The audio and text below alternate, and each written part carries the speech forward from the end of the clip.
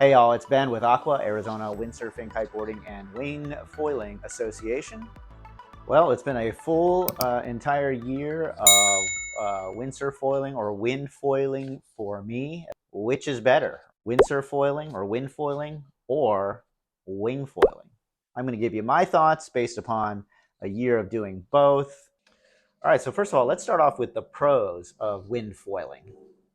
First of all, I find it to be absolutely exhilarating just because of the speed factor. Or at least I feel I'm going, at least actually I know I'm going a lot faster with the windsurf board than I am with my regular wing foiling setup.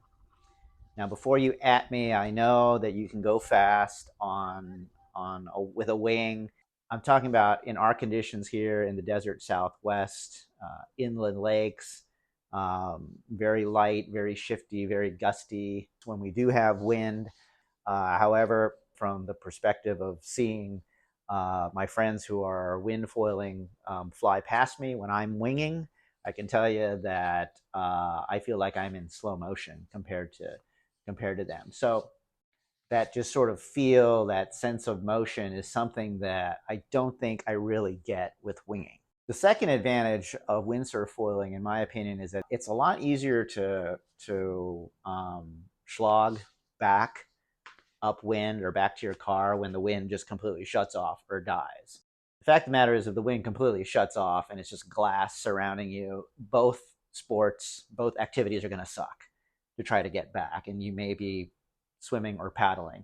In which case, if you do have to paddle back home, advantage definitely to the wing and wing foiling. With the windsurf setup, obviously the sail, as opposed to a wing, the sail is fixed. It's mounted onto the board, so there's not a lot of you're not doing the military press of the wing over your head or somewhere above you. Okay, the next advantage of windsurf foiling is if it's really, really going off, the forecast is just completely lit, then it's nice to have the option of being able to swap out the foil, just stick a fin on most windsurf foiling boards if they are equipped for it, and just be able just to windsurf like regular. All right, so now let's cover the disadvantages, which would conversely be the advantages of wing foiling. First of all, the entire setup when it comes to windsurf foiling tends to be a lot larger. Consequently, setting up, rigging up tends to take up a lot more space. With the wing, you might need maybe the size of a one-car garage in order to set up, pump up your wing, get the board and the foil set up. As opposed to that, with windsurf foiling, you kind of need like a two-car garage, okay, just because of usually the much larger boards, as well as, of course, the sail mast, the boom, all of that has to come into it in order to set up and properly tune your sail rig. Also, as with windsurfing generally, there just are more parts, there are more components to being able to do this than there would necessarily be with winging. Okay, and so what is a con of windsurf foiling is a massive, massive advantage of wing is just ease of transportation and ease of setup. You can be on the water from the time you arrive at your beach or locale. You can be on the water in, I would say, easily about half the time that you need with windsurf foiling. Now, I've done it enough times that I've got it down to where wing setup and windsurf foil setup are within minutes of each other. Okay, so it's not that bad.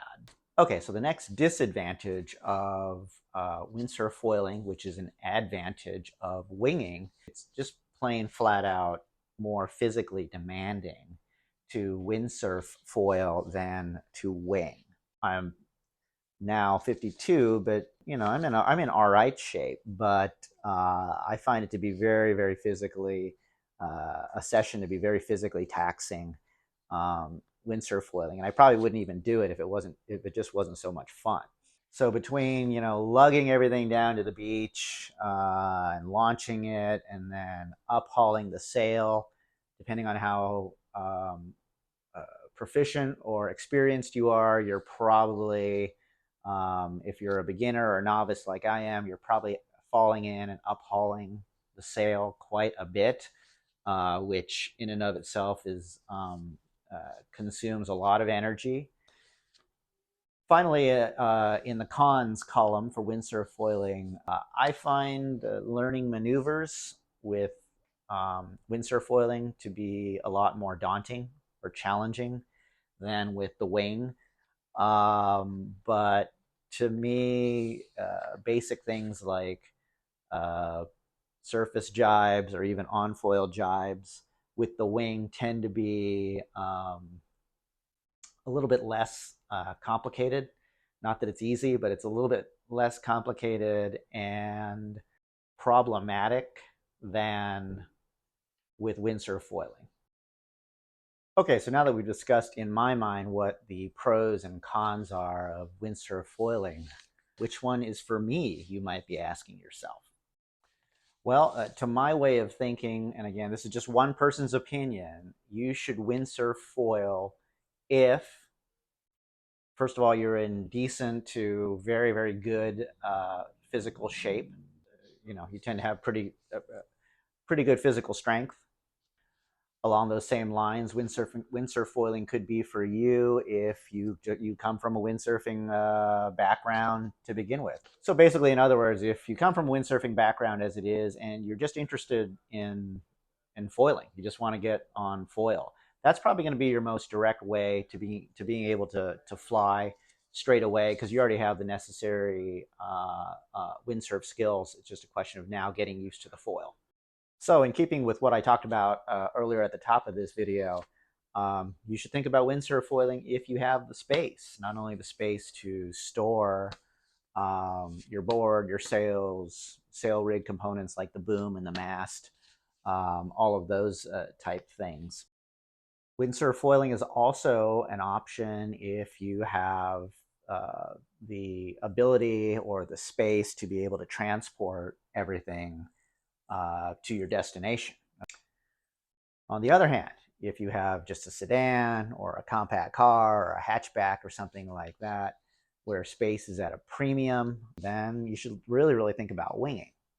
Okay, so on the other hand, winging or wing foiling may actually be for you if, first of all, you have zero wind sports background, or board sports background. I would strongly recommend thinking about winging instead of windsurf foiling.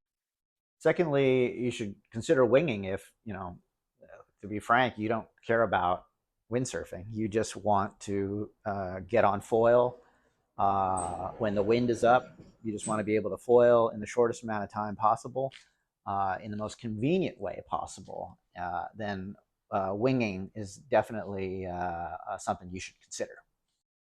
Okay, and so now I'm hesitant to bring this up as a positive.